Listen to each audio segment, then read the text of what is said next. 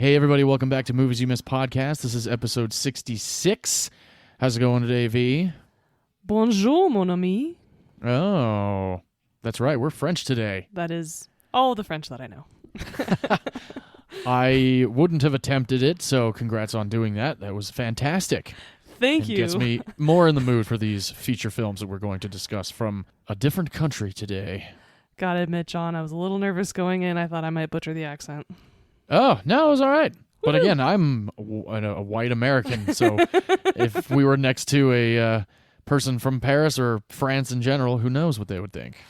Well, any of our listeners in France, let me know how I did. Yes, please. We'd love to know. And yes, as you mentioned, today we are covering movies from the great country of France.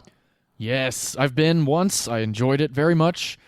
And I believe I'm going to be going again shortly in the future with my wife, so that should be awesome. Nice. To revisit, yes. I have been twice, once at the Cannes Film Festival, which was very fun. Uh-huh. And another time as a tourist. Tourist. Yeah. Awesome. So before we dive into the French language films that we chose this week, we always like to ask each other what movies we saw in theaters this week. Yay! Theatrical experiences. I love them so very much, especially when V and I are able to see the same movies together or very close to each other. V, you've beaten me twice in the last couple of weeks, and that shan't happen again. So we'll see what happens, who sees Oppenheimer first. I did finally get a chance to see in IMAX, of course, the new Mission Impossible Dead Reckoning Part 1. And, you know, I don't know if maybe I lowered my expectations after you explained what you thought about the film, but I got to tell you, I loved every single minute of that movie. I liked it better than Rogue Nation. I liked it better than number 2. I still think Fallout's better, but this one, as a part 1, is awesome. And I really just had an absolute blast in the theater watching this with a full theater at the 11 o'clock showing in town, which was really awesome. That is awesome. I'm so glad you enjoyed yourself. Yes, it is a great movie. There are a couple things that I didn't really like about it, and now that you've seen it, one of them I can talk about. Yeah. I really don't connect with the villain, that type of villain. Okay. I've never given a shit about that type of villain. Gotcha. I can understand that, and I remember texting you that next morning saying, I don't think that villain is exactly what you think that villain is. So I think, based off of the earlier sequences in this movie where they were using said villain-esque technology. Oh, okay. This is what's going on. You know, I think you know what I'm talking about in the airport when they keep trying to... Yes. Yes. Okay, cool. So yeah, we don't spoil things here, ladies and gentlemen. Everybody here at Movies You Missed podcast, we like to keep things as vague as possible, especially with new movies, because this one's only about a week and a half old. But if you have the opportunity to see this in theaters, you absolutely have to. I did not think it felt like 2 hours and 45 minutes. There is a train sequence in this movie that is so killer. And the practical stunts that Tom Cruise, like you said in the last episode, puts his body through just for the sake of a movie is just completely admirable and incredible because it's really happening. It's really happening. It's just amazing. And there's been some talk on social media this last week about CGI, and The Flash is now streaming, and the CGI, everybody's completely tearing to shreds, as they should, because it's crap. And someone commented, and I know they're not the first person to ever say this. I know we've said this before too, but again, it hits it home for things. Uh-huh. Full CGI scenes give no stakes. Right. Practical effects always give you tension and anxiety. Ah, yes, absolutely. I completely agree. Yeah, watching The Flash, I don't think I felt a whole lot of anxiety throughout the movie. I was more entertained and more just like giddy and childlike watching The Flash. And then watching Mission Impossible, all of them, because edge of your goddamn seat. Absolutely, yeah. And I absolutely was, even during the dialogue scenes in this movie, because it's just, I don't know, I can't wait for part 2. I think part 2 is just going to be amazing. And the cool thing is, in the trailers for Dead Reckoning Part 1, we saw some Dead Reckoning Part 2, and that's pretty sweet. So I'm looking forward to what we get next year with the finality of the Mission Impossible franchise. Yeah, again, everybody seems to love this movie. I certainly did too. I just think that, again, Fallout was better, and it wasn't the best Mission Impossible I'd seen, but it was still an amazing action movie. Oh, yeah, so good. But that is not the only film you saw in theaters this week, was it? No, it's not. A couple of days before that, I took myself to the movies a few days earlier to see the new raunchy comedy, female-led raunchy comedy with an Asian ensemble cast starring Ashley Park, Sherry Cola, Sabrina Wu, and Stephanie Su, directed by Adele Lim. This was Joyride. I laughed my entire ass off watching this movie, and I told my wife that I would love to take her to see it, or even watch it on streaming because I think she would enjoy it too. It was definitely hilarious. We've definitely seen the story before, and that's not an issue in any way, shape, or form. There's a lot of tropes that everybody's seen before, but the way that it's executed in this movie is done differently, and it's done very entertainingly and done very hilariously. And all of these women play off each other so well that I like I said, I laughed my entire ass off for the entire 90 minutes of that movie. And there's some sweet moments, and there's some of those reconciliation moments, kind of like how we discussed in The Spy Who Dumped Me. They don't have any of that in Spy Who Dumped Me, but they did in this movie, and that's fine. You know, sometimes you need it, and it was good. I definitely recommend everybody seeing it. It's for everybody, not anybody under the age of 17, maybe, but I would definitely show this to anybody that likes Superbad, Bridesmaids, Rough Night, Girls Trip, any one of those, The Hangover, absolutely. Any one of those movies, you will definitely enjoy Joyride, and I can't recommend that movie enough. Great. I'm so glad to hear that. Yeah, I think you would enjoy it too. Okay. Yeah, I look forward to watching it, and a movie like that always reminds me of all these people who complain about Hollywood only releases sequels or superhero movies or remakes. Well, more people need to be buying tickets to movies like Joyride to send the message that you can make money as a studio off of independent or unique stories. Yeah, absolutely. All right, and V, much like a menu, especially in a French restaurant, we will be going a la carte, one at a time. I believe you start us off. That's right, I do. We're going to talk about my movie first. It is a 2011 French film called The Intouchables.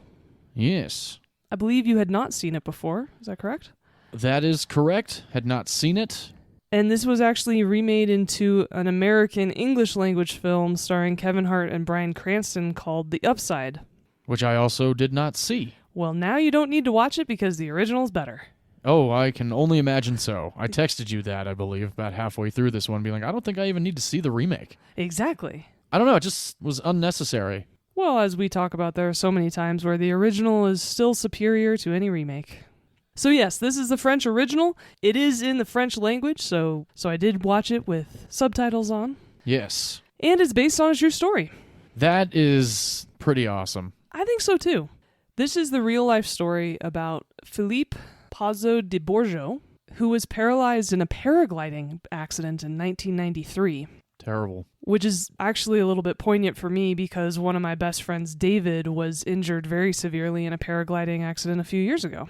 Oh, wow. No kidding.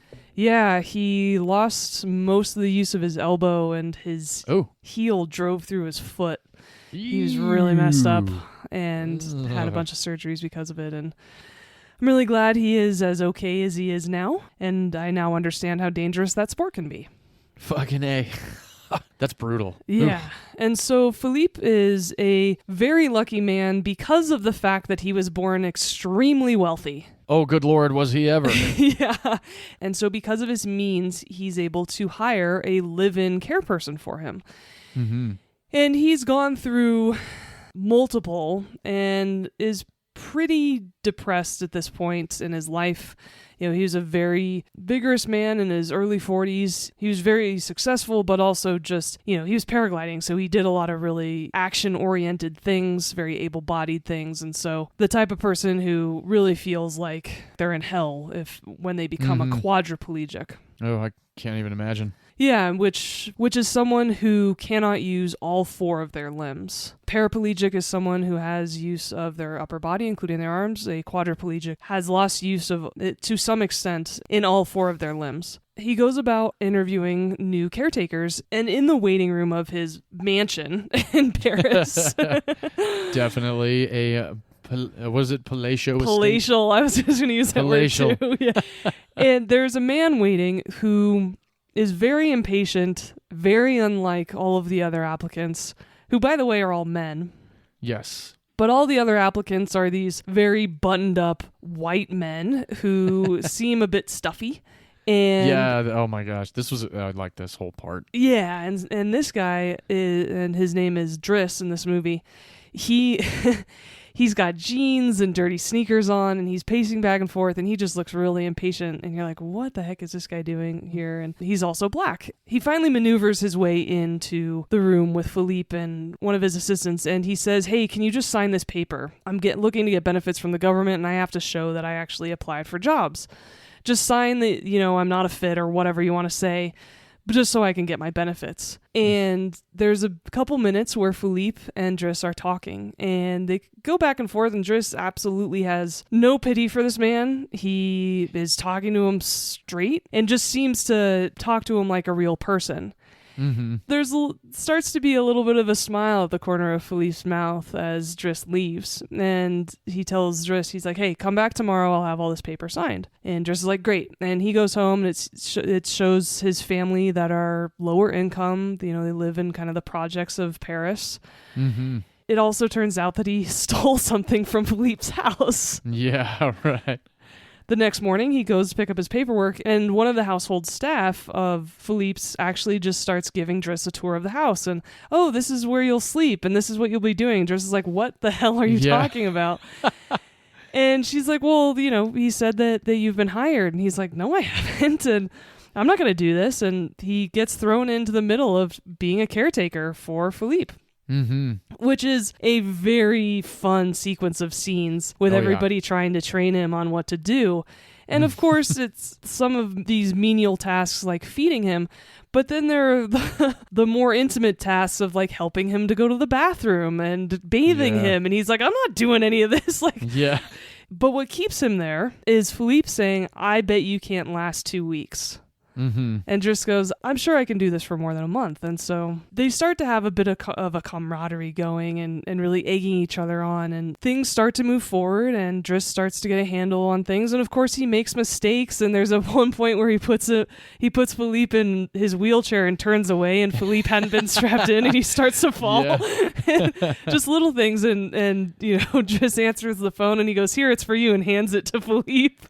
And he looks at him like, well, what am I going to do with that? And so, I can't hold it. No. And so it is a classic story of people from two different worlds connecting on a pretty deep level. But I love that this movie, they both go through a lot of character growth. Philippe really starts to get pulled out of his shell. Driss just brings life back into that house. Mm-hmm. He was awesome. Yeah, and a lot of people question Philippe's decision on hiring Driss because he's wealthy, he has a lot of handlers, there's, the lawyer, the cook, the assistant, the woman who manages that. There's so many people in his life. Yeah. And they come to him and go, dude, you don't even know Driss, and I looked him up, and he has a criminal record. Do you know what you're doing? These types of people don't, from the streets, don't have any pity for you, right? Right. Philippe goes, that's exactly why I hired him. Because he doesn't pity me. Everybody else treats me with kid gloves. They pity me. They don't talk to me like a real person. And Driss does. And that's why I hired him. And that's what I needed, which is so awesome. And I totally would agree if I was in the unfortunate circumstance of being in that position. Sure. And so Driss starts to get more comfortable doing his job. Philippe, again, starts to flourish, get healthier. He continues to write a woman who was a pen pal of his.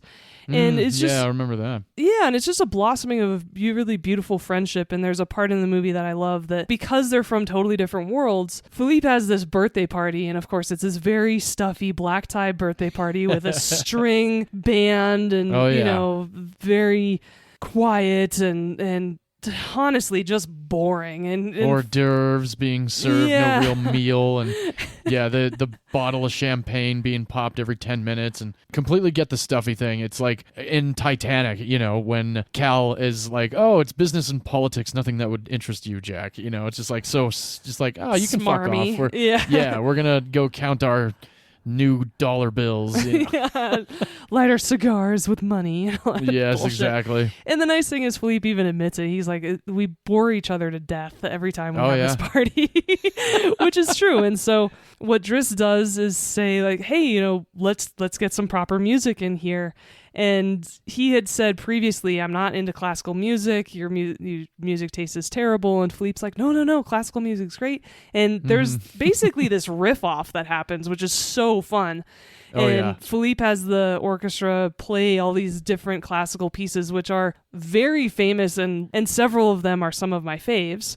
Oh, nice. Vivaldi's Four Seasons are in there. One of Bach's cello pieces are in there. There's some really good Flight of the Bumblebee, I think. And so there's a lot of fun ones, but Driss is like, no, there's nothing you can dance to. And so he pulls out speakers and plugs in his iPod, because this is 2011, and starts playing Earth, Wind, and Fire. And just lights up this party, starts dancing, which, by the way, he is a fantastic dancer. Yeah, he was pretty damn good. And really livens up this party, and everybody else starts dancing, and Philippe starts smiling, and you can see this is one of the best birthdays he's had in a lot of years. Yeah.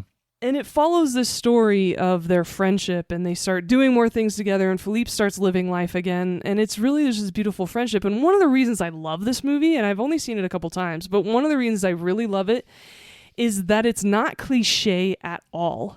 Yeah, I liked that about it too.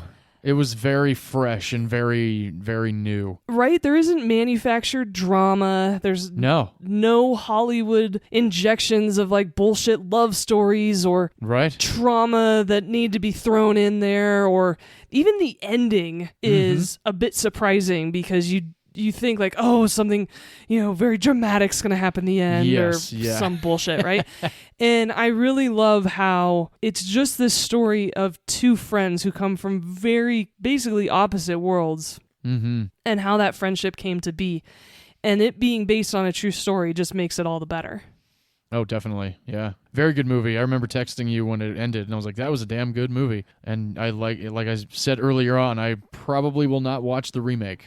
No, absolutely not. And, Driss really pushes everybody's envelopes, which is another thing I like, because it just gets everybody out of their comfort zone. And one of the great examples of that is when he's joking around with Philippe, and he doesn't pull any punches. And he said, he tells him a joke, "Where do you find an invalid?" And Philippe goes, "Where?" And he goes, and Driss responds, "Exactly where you left him." Philippe just laughs, he really doesn't like people walking on eggshells around him, and Driss was the exact injection into his life that he needed. Yeah, definitely. In a weird way, I think we can kind of, you and I, relate to Philippe a little bit, with like everybody kind of with our conditions every now and then. Not that I'm saying like I was coddled all that much, but there was always the be careful thing, and I was like, well, just let me be a kid. And I can relate to Philippe in that regard, even as an adult. Yeah, absolutely, especially because of how many kids we knew growing up going to the camp that we did for children with heart conditions, how many of them had like never spent a night away from their parents until camp, right? Their parents were sheltering them so much. Right. And they hadn't really experienced life because they were so much put in a bubble by their parents, because their parents were just so scared of them getting hurt or something happening because of their heart condition. And so, yeah, I absolutely understand what you're saying, and also true a little bit for your movie, which we'll get into. Yes. And as I said, what makes this movie even better is the fact that it's based on a true story. The directors of this movie actually discovered the story watching a documentary called À la vie, à la mort. And it's about this real-life friendship between Philippe, as I said. His name is Philippe Pozzo di Borgo, and his friend, who was his caregiver, Abdel Selou. And Abdel was actually Algerian, so cool. They made this character a black Senegalese man in the movie The Intouchables. They did that because the directors of the movie had previously worked with Omar Sy, the actor, and really wanted him in this movie. So nice. That's basically the only liberty they took for this movie, though. Cool. Which is fantastic, yes, because the paragliding accident was real. It happened in the Swiss Alps in the early 90s. Philippe was 42. He was born of extreme wealth because he is a French aristocrat. Oh. He's the second son of a French duke. Oh, wow. Yeah. And as an adult, what he did is he worked as the director, which sounds awesome, by the way, and I would totally do this if I was born wealthy. He was the director of Pommery Champagne, which was housed in Reims, France. Oh, wow. Yeah, that would be awesome. Right? It was founded in 1858. It's an Elizabethan style estate constructed it's all for the production of champagne. But oh, wow. It's stored in 18 kilometers of underground wine cellars that were dug into chalk quarries. Holy shit. Yeah, which is awesome. That is nuts. That's badass. The whole idea of going underground to check all of your champagne just sounds so cool to me. It really does. I really like that a lot. And right? now I want to dig like something far away or like buy a piece of land where I can just have underground barrels aging right now. Right, exactly. So cool. So cool. And so Abdel Yasmin Selou was a career criminal. Oh. He's from Algeria, and he had been in prison for nearly 2 years before he got hired by Philippe. Damn. He had also been in prison for theft, which is exactly what Driss was in prison for in the movie. Damn. When asked about why he hired Abdel, Philippe said, at the time, I was coming out of 2 years in the hospital. It took him over 2 years in hospital to recover in order to be released back home. Wow. That's, oh my God. Yeah, I can't imagine spending that long in the hospital. I start going crazy after a week. Oh, yeah. And he said, I had spent 2 years in a hospital. He had just spent 2 years in jail. Mm-hmm. I needed a guy crazy enough not to be afraid of the situation. He's afraid of nothing. He's very strong, available, and extremely generous, so he was the best person I could imagine. Awesome. And Philippe interviewed around 90 people. Damn. And then immediately knew that Abdel was the one. Crazy. 90 people. Yeah. And he said, I don't give a damn that he is just out of jail, which is awesome. That's awesome. Yeah, he said that Philippe had said, he and I were both on the fringes of society. He was an ex-con, I was a disabled person. And so that's a common bond about how people treat them in society, which I thought was such a beautiful perspective in a lot of ways. That really right? is. Definitely. And again, Philippe said, I love that he didn't feel sorry for me. Oh, yeah. Yeah, no pity. Yeah. And so, as I said, in the movie, they do a lot of really fun things together, just pulls them back out into living again. And in real life, they did, in fact, speed through Paris a bunch of times. Oh, I bet. And especially having to get to the hospital. And the nice thing, I loved that scene. So, yeah.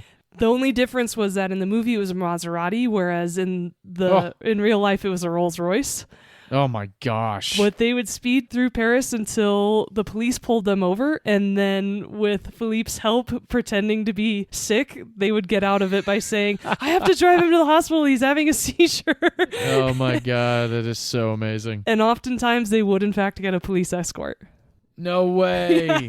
Yeah. And even if it was bullshit? Yep. Oh, that's hysterical. So what do? He just gets there to the hospital, and then they're like, all right, you're here. And that's probably what happens. The cops probably just take off. Yeah, so exactly. You wait 15 minutes, and you're like, boom. Bye. Yeah, let's go wherever now. Wow. That's awesome. That truly is incredible. Yep. And in real life, Abdel really did modify Philippe's wheelchair so it could go much faster. Did he really? Yeah. That's awesome. That was so great. Yes. And Philippe said, suddenly I found that I was enjoying life again, feeling like I didn't know what was coming next. Awesome. That's so great. Yeah. Abdel was Philippe's caregiver for 10 years. Wow. And they have remained friends ever since, to a point where Abdel's children call him Uncle Philippe. Aw, that's awesome. Yeah. And so if you're interested in learning a little bit more about this story, not only can you watch The Intouchables, you can also read Abdel's biography about his experience called You Changed My Life. Wow. Well, maybe I'll give that one a shot. Yeah, I didn't know there was a book as well. I bet that's a really good read that just fills in a lot more gaps considering it was 10 years of him being a caretaker. That's wild. Yeah. And so 9 weeks after its release in France in 2011, it became the highest grossing French film in France ever. Wow. Yes. That's amazing. It was voted the cultural event of 2011 in France by the people. Wow. With 8.8 million moviegoers, this was the most successful film in Germany in 2012. Oh, wow. Very cool. Beating Skyfall, Ice Age Continental Drift, oh, wow. and the Twilight Saga Breaking Dawn Part 2. Wow. Well, that's just fine. Right? Yeah, that's fine. Yeah. And it's the most successful French film in German history. Wow. That's awesome. Yeah, everybody loves this movie. It made me so happy. Yeah. And in France, Omar Sy won the César Award for Best Actor, which is their version of Oscars, similar to the UK's BAFTAs. Right? Oh, very cool. The men who played Philippe and Driss in this movie, first Philippe, who is the wealthy aristocrat who is a quadriplegic, is played by Francois Cluzet. He's mainly a French actor. He's appeared mostly in French productions, most of which I didn't recognize, unfortunately. But he does have a part in the Kevin Kline Meg Ryan movie French Kiss from the 90s, right? Which is funny. Yeah. Oh, wow. Yeah. I never saw that one. I saw it a very long time ago. I don't remember it. But Omar Sy, who plays his caregiver Driss in the movie, is very recognizable to American audiences because not only was he in the X-Men Days of Future Past movie, which you and I have mentioned previously because we love that movie, he plays Bishop in that movie. Oh, wow. He's also in Transformers The Last Night, which is he really? One of the... What movie was that? Like number 8 or something? I don't fucking know. I think it was number 6. No, number 6 is I out saw right that now. One. Oh. No. Oh, that's right. Oh, I guess I lost count too. Who cares? I didn't hate that one though. Who cares? Moving on. Shut the fuck up. But Omar plays the character Hot Rod, which means I think he was voicing a Transformer. Most likely. Yeah. He was also in Harrison Ford's remake of The Call of the Wild. Oh, was he really? That's cool. Mm-hmm. I've been wanting to see that one. I didn't hear great things, though. I don't think I've enjoyed any of those remakes of Jack London movies, unfortunately. Mm-hmm. He's also in a movie I have to mention, even though it'll boil your blood. He's in the Jurassic World movies. Oh, is he really? He plays Chris Pratt's friend, Barry. Oh, in wow. the Jurassic World movies, the first and the third one especially. Interesting. No. Yep. Don't remember, but that's cool. We like Omar Sy, but those movies are still terrible. And lastly, he's in the show Lupin, which was really talked about recently on, I believe, when it was on Netflix. He plays a thief in that series as well. Oh, very cool. Yeah, it's a great series. Highly recommend it. All right. Yeah. It did win a bunch more awards. As I said, it won a César Award for Omar Sy. It was nominated for 9 others that year. And it was also nominated at the BAFTAs for Best Foreign Language Film. It was nominated at the Critics' Choice Awards. It won at the NAACP Image Awards for Outstanding International Motion Pictures. Nice. It was on the short list of foreign film nominations at the Oscars that year. And it was a nominee at the Golden Globes for Best Foreign Language Film as well. Oh, very cool. The budget for The Intouchables was 9.5 million euros. The gross in the United States was a little over $10 million. All right. Okay for a foreign film. Yeah. The worldwide gross for The Intouchables in 2011, $427 million. Whoa. Holy shit. My God, that's incredible. Yes, I almost fell out of my seat when I read that. Damn. Well, now he definitely can live in a palatial mansion. Yeah, exactly. I wonder what his contract looked like. That is wild. Making this movie in the worldwide box office. Can you guess what number it came in the worldwide box office for 2011 because it made $427 million? I'm going to guess it was number 13. Ooh, so close. It was number 16, right behind Thor. Oh, wow. Yeah. That's crazy. Yes. I was very close. You were very close. Good job. And what was the highest grossing worldwide earner of 2011, V? It is a franchise based on books. Okay. It was the very last one of the series. Okay. It, too, is set in Europe. What number was this one? This is the very last one. With the book, it was number 7, but with the movies, it was number 8, because they split the last book in 2. Oh, is it Harry Potter? And the Deathly Hallows Part 2. Nicely done. All right. That is the highest grossing movie for 2011. Sweet. So this was worldwide recognized as a fantastic movie. Yeah. and very highly and well regarded. It is number 47 on IMDb.com's 250 highest rated movies ever. Wow. Yes, and I want to explain exactly what I mean and how significant this is, because this is a huge deal. Yeah, definitely. The IMDb top 250 movies list is the top rated movies of all time. Yeah. And it's based on IMDb rankings. These ratings are made by critics and users alike. Some movies on this list are The Shawshank Redemption, The Godfather, 12 Angry Men, Schindler's List, Saving Private Ryan, City of God. I mean, these are humongous, renowned classics, right? Mm-hmm. Have you ever seen City of God? It's on my list. Oh, God, the movie's insane. Yes, for foreign language films, it's on my list. All right. Awesome. I've only seen it twice. Yeah. Oh, it's a wild-ass movie.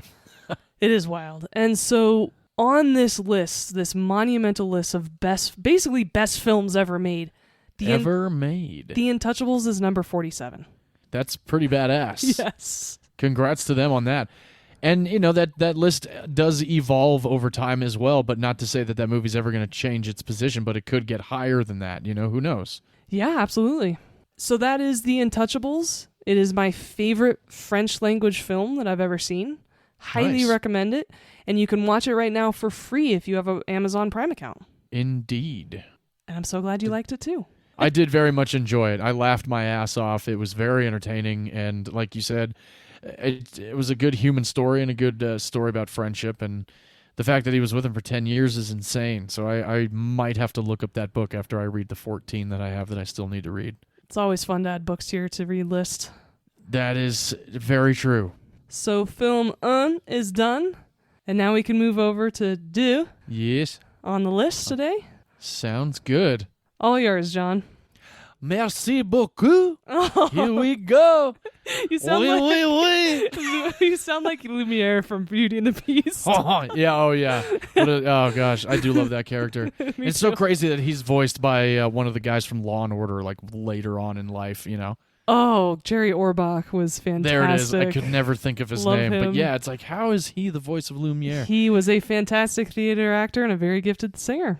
That's awesome. Yeah, well, very clearly, Be Our Guest is one of the staples of Disney soundtrack stardom. Mm-hmm. Absolutely. And that is what we are discussing today, Beauty and the Beast. Oh, God, this is not a French film. Just has a French character in it. It does, yes. And it's set in Paris and, you know, all of that good stuff. No, we are not. I'm discussing the 2001 feature film starring Audrey Tautou, Matthew Kassovitz, Amélie. However, there are different titles for this film because of the translation.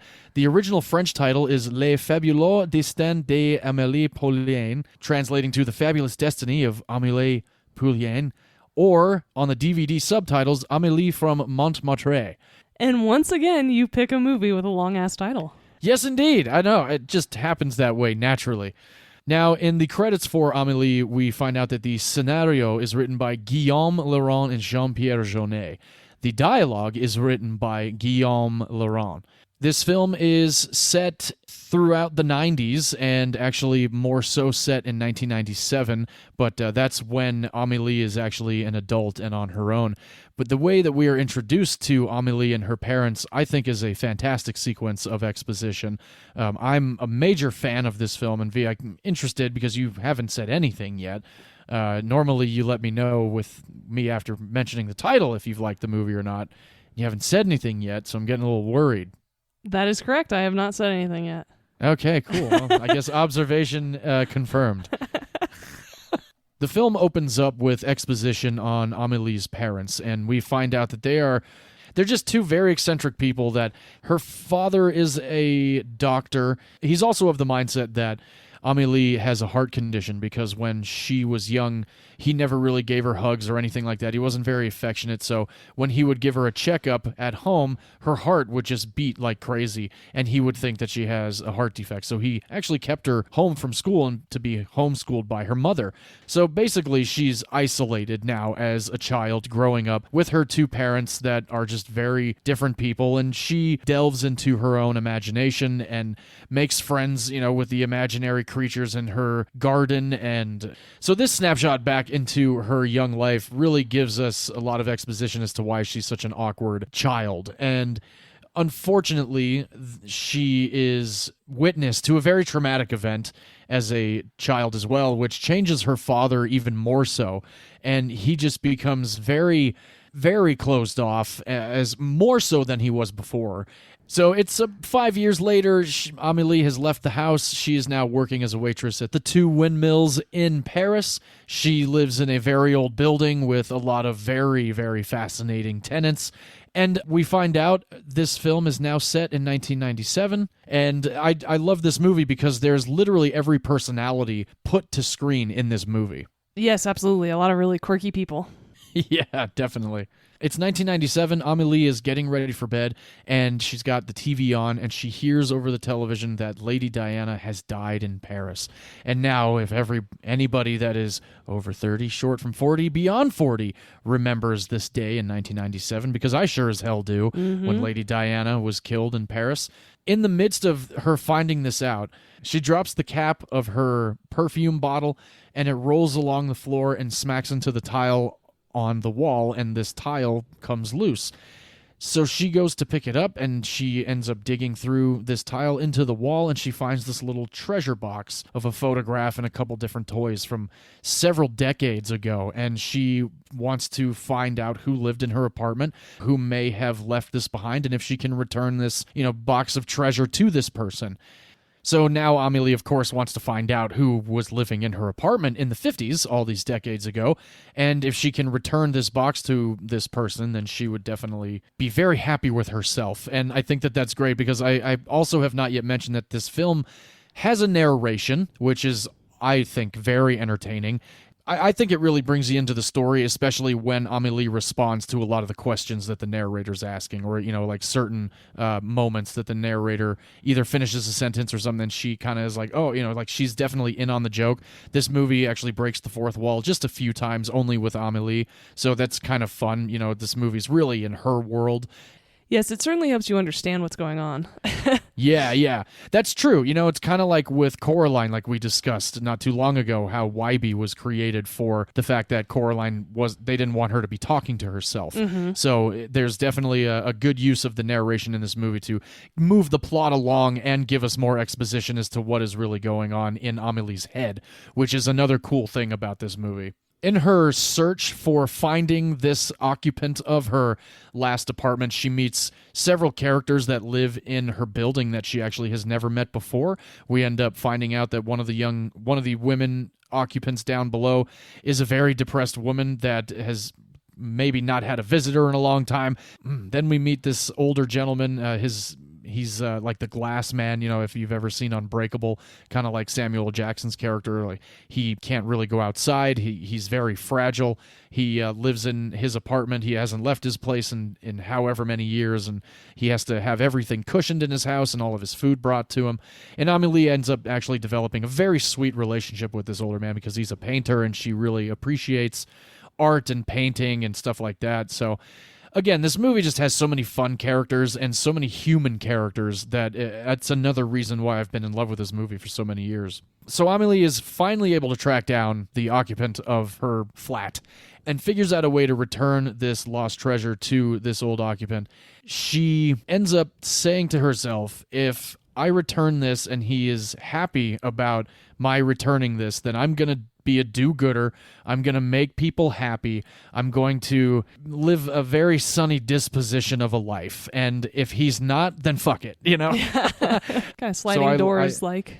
Yes, exactly. Yeah, the many what-ifs of life, and, many left or right turns. And not to say she was a bad person beforehand. She was just really, not at all. Again, in her shell. She's always been really isolated as a person, and that translated into adult life. And so yes, this really pushes her to, as you said, she'd never really talked to her neighbors before. And this task of returning this box of trinkets really brings her out of her shell and makes her talk to everybody who's in her building. And so if reuniting this man with his old things goes well, then she's going to, I guess, continue pushing herself is a good way to put it. That's actually, I think that is definitely a good way to look at it as well. I didn't actually think of that before, but that's a good way to break that down as well. Nice. Yeah, and there's another character she meets. His name is Collignon. He is the one that actually rents out the units to people, and he owns a market just around the corner. And he treats his employee, who's a little bit slow in the head and absolutely obsessed with Lady Diana. He treats him like shit, and Amélie really is not happy about this. So I kind of like how she takes a little bit of revenge on the guy later on in the movie. Mm-hmm. So Amélie, in a very sweet way, returns this box to this guy, and he just completely has this emotional breakdown of happiness that he has seen this treasure again, and these memories flood back to him with these trinkets and these photographs. And I love that sequence too, because it's like one of those real quick moments, kind of like reminded me of Spun in a way, like after they would take a hit, like a bunch of different cuts would come in and it would be a whole bunch of different imagery. And that's basically what's going on in this guy's head. He's seeing like 18 little things in this small box, and so many things are flooding back to him. And he just is like overwhelmed and goes and has a drink at the local bar, and she's sitting there, and he starts kind of like talking to the waiter, talking to the bartender behind the bar, and also kind of turning his conversation in Amélie's direction, but she's not really answering. She's just kind of like, oh shit. And like you said, V, I think that's actually it. I might, and this is the first time I'm truly putting this together, her isolation growing up and into adulthood is completely being shattered right now with all of this interaction. So this guy is actually talking to her, and she's terrified, but she's also just like completely giddy at the fact that he's so happy.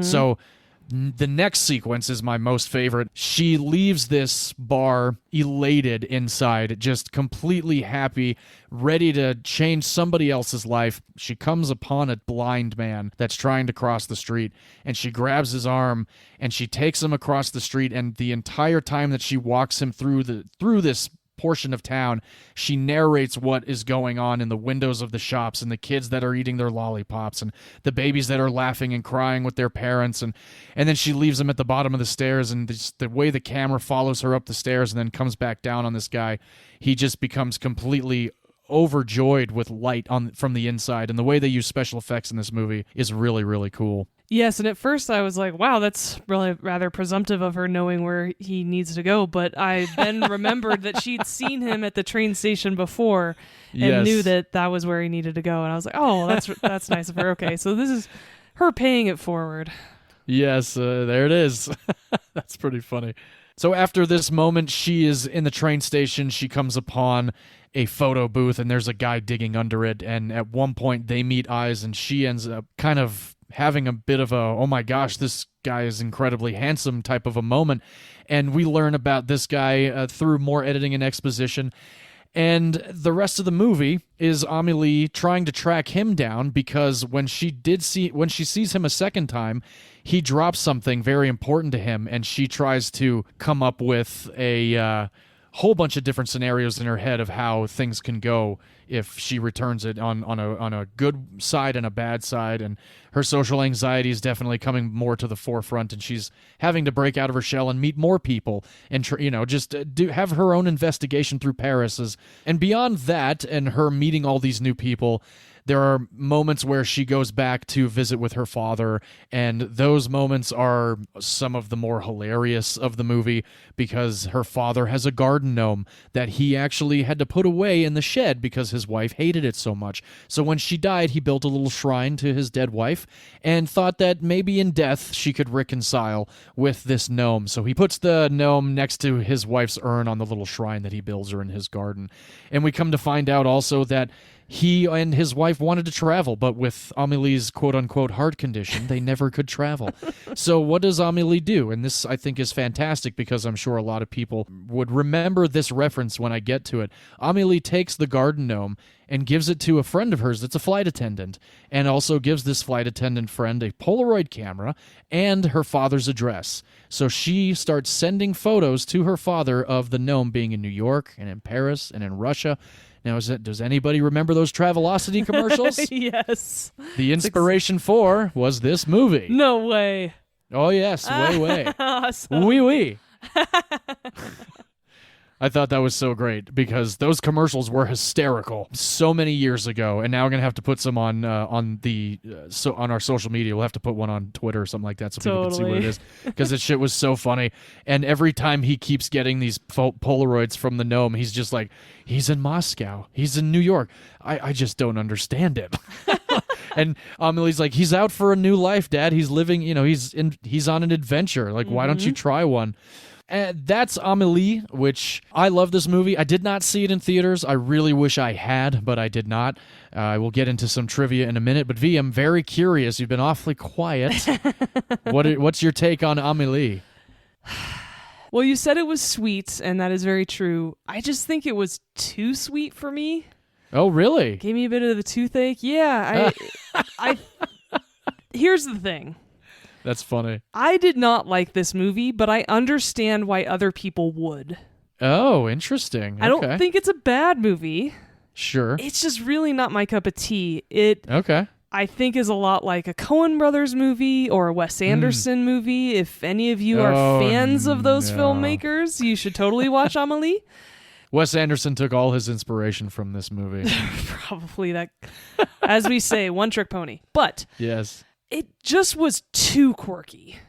Interesting. Okay. And I could not connect with her or any of the other characters or the storyline.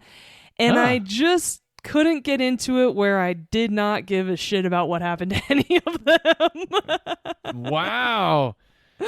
Ladies and gentlemen, this is the first time I've heard anybody say that they did not like Amélie. This is like this movie came out in 2001. It's 2023.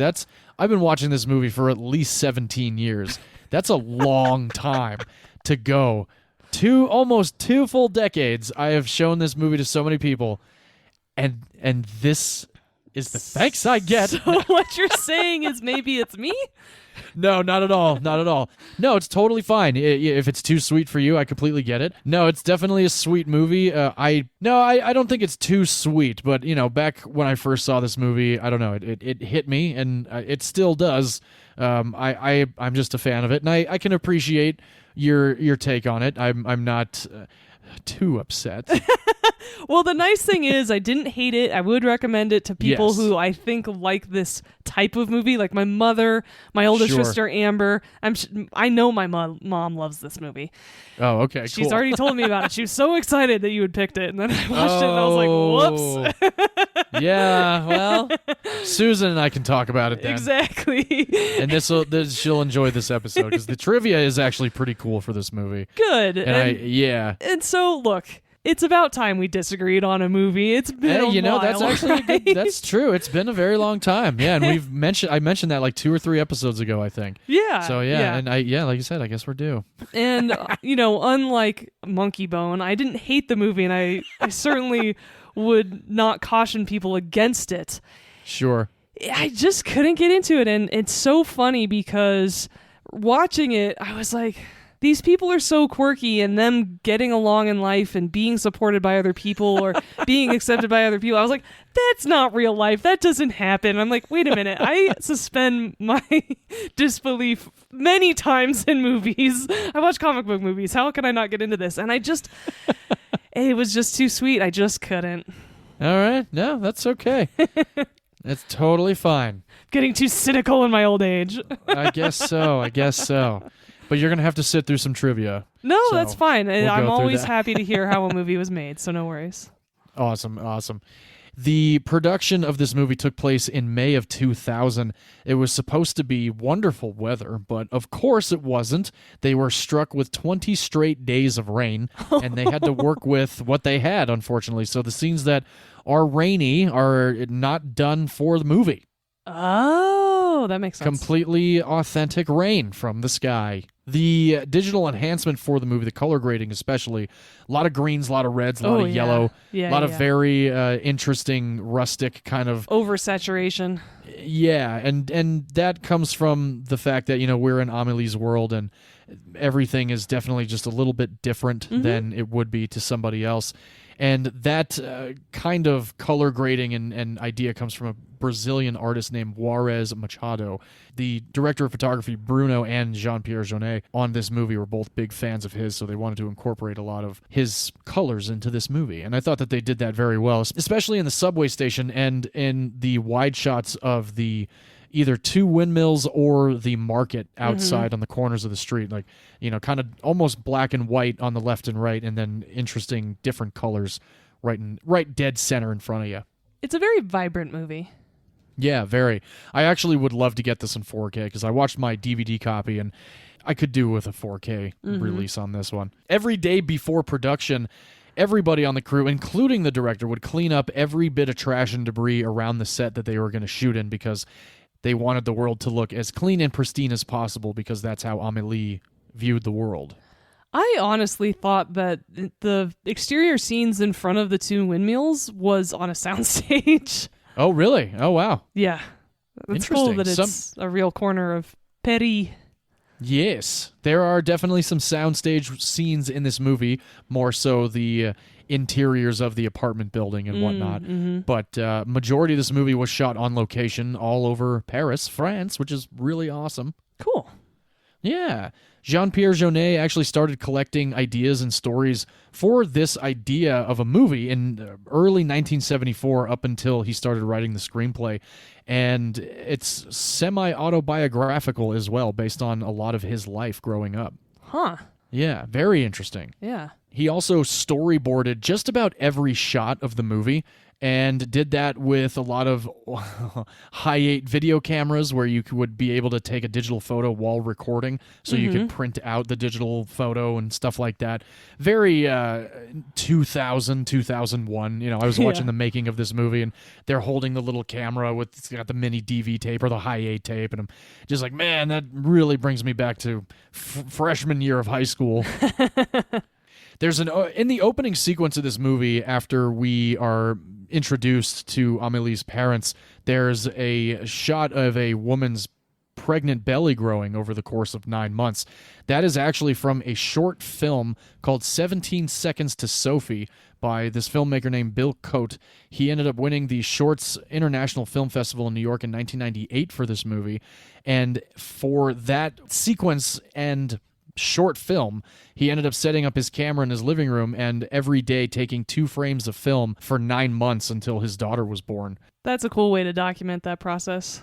Definitely. And I like how it's incorporated into this movie too, because after, the exposition, we find out obviously Amélie is about to be born, and then all, chaos ensues. The sweet, sweet, sweet toothache type of chaos ensues in Amélie's life. There's a sequence also where Amélie is with the glass man, which is what some people call him in the movie, and he has a old video camera that he's pointing at a clock, but he also has the capabilities of watching VHS. So over the course of this movie, Amélie actually makes him montages of music videos and cartoons and stuff like that so that he can see what else is going on in the outside world since it's been so long. Since he hasn't been outside in so long, she puts together these collages, and there's one really cool one of this black woman playing an electric guitar, and that is the godmother of rock and roll named Sister Rosetta Tharpe, and she is a kick-ass woman because I have looked up a lot of her stuff.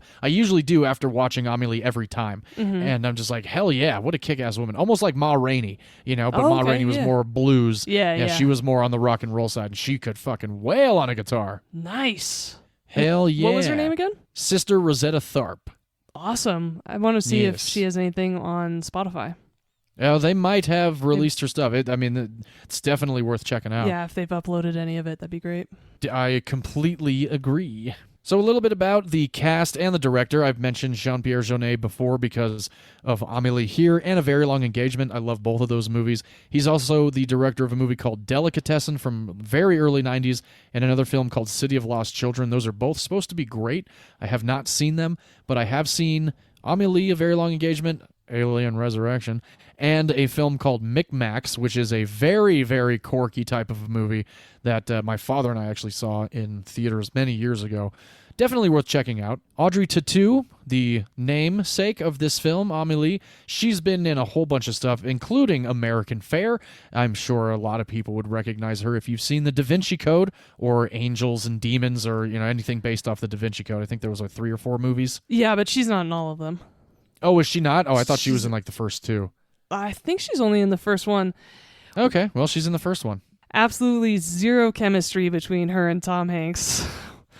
I think I saw like 20 minutes of it, and I was like, no, I'm good. Yep. Audrey Tautou has also starred in French Fare, including a film that I would still love to see, directed by Michel Gondry, called Mood Indigo. She's also in a film called Priceless, Dirty Pretty Things, and He Loves Me, He Loves Me Not. That movie is a trip. If you ever want to watch a trippy-ass French flick, He Loves Me, He Loves Me Not is a wild-ass time. And Matthew Kosovitz, he is in this film. He is somewhat the love interest of Amélie. He is in Valerian. He is also in Munich. If anybody has seen the Steven Spielberg-directed film Munich, he plays the gentleman that can make the bombs. And he's the one that kind of has the mental breakdown before everybody else starts kind of having their breakdowns as well. He's also the director of the Halle Berry horror film Gothica, which is pretty awesome. And I respect both of them as actors because I like them in this movie, and I've seen many more movies of theirs, and I just think they're great, and I love this movie. Awesome. So Amélie is very well respected, Vee. So clearly, the Except If You Think Tonight is you don't think Amélie is a good movie. No, I'm kidding. But definitely on many, many critics' list of like top 100 of the year in 2001. It is on the 1001 Movies to See Before You Die list. This film was nominated for 2 BAFTAs and 5 Academy Awards, including Original Screenplay, Art Decoration, Best Cinematography, Best Sound, and Best Foreign Language Film. It did not win a single Oscar, which is definitely sad. But the fact that it was nominated is awesome, in my opinion, still. The budget for Amélie was $10 million. The U.S. gross for Amélie was $33.2 million. The worldwide gross was $174.1 million. I just think that that's awesome. The soundtrack for this movie is actually a lot of fun. I like it. I've listened to it many times. It's by a gentleman named Jan Tiersen. It's very quirky. It's very upbeat. It's very French. It's very accordion. I think it's fun and bouncy. And that is pretty much Amélie and 2001, a couple of movies that were worldwide hits instead of highest grossing of the U.S., because these are we're talking French films here. The number 1 film, I wonder, Vee, if you can guess it, from 2001. It's a franchise film. It's the first of many, and it had 2 different titles in our country and in the country that it was produced. It's Harry Potter. Yes, it is. Harry Potter and the Sorcerer's Stone, or Harry Potter and the... Philosopher's Stone. There it is, Philosopher's Stone. The second highest grossing film of the worldwide box office was also a number 1 of a trilogy in a franchise. There are now 6 of them because they had to milk one of the books into 3 movies. Oh, this is The Lord of the Rings. Yes, which Lord of the Rings? It should be the first one, which is the Fellowship. The Fellowship of the Ring, indeed, yes. Number 3 highest grossing worldwide box office, one of my favorite films, and one of the best rides at California Adventure, Monsters Incorporated. Yes. Excellent ride if you've ever been on that one at California Adventure. It's so awesome. The 4th highest grossing worldwide box office, Shrek, which I am on record saying that I don't think it holds up very much, but that is what it is. Number 5 is an ensemble film with so many names, but... I'm just going to tell you what it is. It was Ocean's 11 with George Clooney and Brad Pitt. Number 6 worldwide box office, highest earner. This is a Michael Bay, Ben Affleck, Josh Hartnett, yes. Kate Beckinsale. Pearl Harbor. Name after name after name. There it is, Pearl Harbor. Jennifer Garner's in it too. Jennifer Garner's in it, John Voight, Alec Baldwin. That's actually where Ben Affleck and Jennifer Garner met for the first time. Oh, wow. Very cool. Mm-hmm. I wonder if Faith Hill sang at their first wedding. How do I live with that? Wait, that's from Con Air. That is the wrong song, but that's all good. Oh, that was funny. Number 7 highest grossing worldwide box office, Brendan Fraser, Rachel Weisz. The Mummy Returns. Yeah, The Mummy Returns. Yeah. Number 3, a franchise movie, the third of now way too many. They should have stopped at number 3 because it was at least decent. Steven Spielberg, although did not direct it, but Sam Neill was back for it. Jurassic Park 3. They should have just stopped there. Stop there. Number 9, Tim Burton and Mark Wahlberg and Paul Giamatti in Planet of the fucking Apes. Not a great movie, but the makeup is spectacular. Number 11, Rush Hour. 12, A Beautiful Mind. 13, Spirited Away, which V, you just saw for the first time not too long ago. Mm-hmm. Number 18, Nicole Kidman in The Others, a very scary, very good movie. Number 10, great twist. Great twist. Number 10, The 10th, just came out this summer. It is a family movie. High adrenaline, Nas tanks all over the place. Original Fast and the Furious with Paul Walker and Vin Diesel. The first one of so many all these years later. Too many. Ugh. Number 20, a Cameron Cruise production, Vanilla Sky. I love that movie. Number 22, a very underrated Disney animated feature film voiced by Michael J. Fox, Atlantis, The Lost Empire. Number 23, Baz Luhrmann, Nicole Kidman, Ewan McGregor, John Leguizamo, Moulin Rouge, great movie. Number 25, the highest box office worldwide earner, my pick this week, Amélie. Whoa. Congratulations there. Number 26, a pick of mine when we did our favorite war films with Josh Hartnett, Black Hawk Down. Number Not 32, Pearl Harbor. Not Pearl Harbor. That's right. Look at that. He had 2 highest grossing worldwide box office war movies, if you will. Number 32, Reese Witherspoon in Legally Blonde. Number 37, a pick of mine many, many episodes ago with Heath Ledger, A Knight's Tale. Number 40, Training Day. Number 43, a film you and I agree on is great, and one of us needs to discuss it, even though David Duchovny is one of yours. Most definitely is Evolution. Oh, there's no way you're allowed to discuss that movie. I didn't think so. With David Duchovny in it, that is all mine. I figured as much. Number 45, Enemy at the Gates with Jude Law and Rachel Weisz. I never did see that movie, but I hear it's pretty good. It's good. It's kind of that late 90s action over dramatic. Oh, okay. Yeah. Large orchestral pieces and so much heartache. All right. Well, maybe I'll just miss that one anyway. Number 62, a film that I still have been meaning to watch, titled Brotherhood of the Wolf. Number 71, Owen Wilson and Ben Stiller in Zoolander. Number 86, a killer movie. Excuse me. And David Duchovny. No. Oh, yeah, and David Bowie. Oh, and David Bowie. That's right. We mentioned David Bowie. And David Duchovny. We did. Number 86, a killer Christopher Nolan feature. Truly his second film to hit the waves, Memento with Guy Ritchie and Joe Pantoliano and Carrie-Anne Moss. And the number 100 highest grossing worldwide box office earner, my pick for our 420 episode, How High? Oh my God, it was top 100. It was number 100 highest grossing film in the worldwide box office of 2001. Oh, so my congrats God. to Method Man and Redman for that accomplishment. Perfect. Yeah. And that is Amélie and the year 2001. Thank you for that. Yeah, absolutely. 2001 was a great year for movies. It's just nice to get the reminder of all of those movies from 20 years ago. Definitely. So Amélie is actually not streaming for free. You can rent it on Amazon Prime or on Apple. I watched my DVD copy. I have owned this DVD copy since 2003. So I've actually had this movie for 20 years.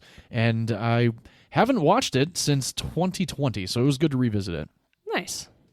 And V, would you watch The Intouchables with your grandma? Oh, yeah. It's a very sweet film, and I do believe it's very family-friendly. Anybody who's old enough to read the subtitles could watch this movie. Definitely. And John, would you watch Amélie with your grandma? I don't think I would. I think it, like you said, it would be too sweet for my grandma. Yeah, she likes the twisted stuff. Yeah, she does. She might appreciate it and be like, oh, yeah, I get it. But I don't think I could leave the room and then like she could turn to Amy and be like, I didn't like it. You know, yeah, like something exactly. like that. Well, and there are a couple of sex scenes in it and some brief nudity. Yeah. There's cuts of adult themes. And so I would say teenagers, mid-teens and above. Definitely. It is R-rated, and it is from Europe, so they're a little looser with the content in their movies, and This one, I wouldn't say it's a hard R, but no, it's definitely... not at all. There's no it's curse more, words in it. No, that's actually a very good point. There's not. But I would say 13 and above would be fine. Yeah. Definitely. And I like that Europeans don't clutch their pearls over nudity like the U.S. does. Good Lord. Yeah, definitely. That's this week's episode, everybody. Thank you guys so much for joining us. I had a good time, even though I had to find out some bad news tonight. It is what it is. Things happen and life moves on. So if we're not back next week, you know why. No, I'm kidding. No, I'm totally kidding. Completely respect that opinion, except if you think. So we are all good. That's good to hear. And yes, like I said, I did not hate it, and I would recommend it to others, just not to me. Definitely. Yes. And next week, we are going the route of Driss and Abdel in the Intouchables movies, because we are going to be stealing some stuff next week. Yeah, we're going back to the heist genre. Yes, but this time it's art. Indeed, it is. I have not watched my pick in a couple of years, so I'm looking forward to getting back into mine. I don't think you've seen mine this time around. I have never seen yours, so yet again, 3 weeks in a row of that, which is pretty great. Yeah. Mine is one of my faves. I haven't seen it in a couple years, but it is one of my faves of Rene Russo's. It is one of my faves of Pierce Brosnan's, because I am picking the remake, funny enough. Oh, yes. A remake that I respect. It is called The Thomas Crown Affair. Good movie. I've seen it one time, so I'm looking forward to watching that one again, definitely. Great movie, and you can actually watch it for free on YouTube, Pluto TV, Tubi, Freevee, or Amazon Prime. Oh, wonderful. Yeah. I think I have a DVD copy. I'll have to check. Might be higher quality on one of those streaming services, though. Yeah, it might be. You're right. Especially Amazon Prime. Well, good. I'm looking forward to that. I'm going to be doing a 2013 Danny Boyle-directed film starring James McAvoy, Rosario Dawson, and Vincent Cassel. This is Trance, everybody. Unfortunately, it is not streaming for free anywhere. You can rent it on Vudu or Amazon Prime. I will be watching my DVD copy because that's all I have. This movie's a trip, and I'm very excited to introduce V to this one, just as I was this week. Awesome. Looking forward to it. Yeah. Well, thanks everyone so much for tuning in. We hope you enjoyed our visit to French Productions. And give both these films a chance if you haven't seen them before. Please rate, review, and subscribe to our show. It's so helpful still and very important. And even if you haven't gotten around to it and you've been one of our early listeners, you're like, it's too late to give you a review. No, it's not. It never is. And don't worry, you'll still get a sticker. Yeah, you will. Come on down. Get them stickers. Excellent. Well, great episode. Good times. Good French baguettes. We didn't have any. I wish I did. Oh, no, I want some. And brie. Me too. Oh, yeah. And some honey. Mm-hmm. Or jam. Yeah. Either of those. Oh, all of them. Great. All of the above. Mm-hmm. Well, ladies and gentlemen, thanks again for joining us. And as always, we like to sign off here at Movies You Miss Podcast with film as a form of art. And in art, all opinions are valid, except if you think. You have to provide a bunch of Hollywood embellishments in order to make a true story worth watching. I like that. I like that a lot. Good. That's true. Yes. It is. Completely agree with that one. Awesome. Glad to hear it. Hell yeah. Thanks for joining us again, everybody. Au revoir. Au revoir. À la prochaine.